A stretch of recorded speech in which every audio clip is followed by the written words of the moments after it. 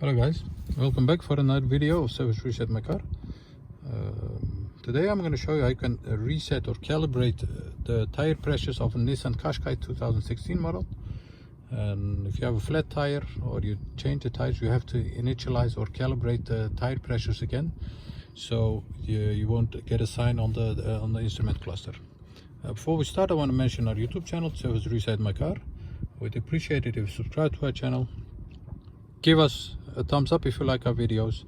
Any comments, any questions, use the comment area and I'll get back to you as soon as possible.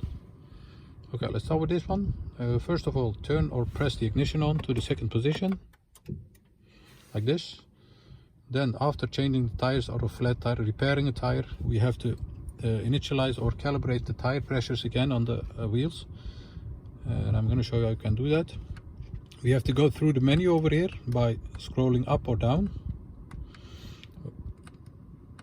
And find the settings area. Once you are here, press enter, then scroll all the way down to tire pressures, press enter again, and as you can see there is a sub menu over here, calibrate.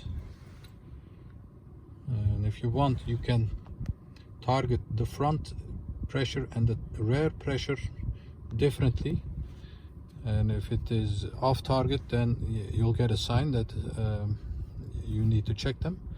Once you have done that, press enter again, calibrate, scroll down to start, and once you have done that, the tire pressure has been reset.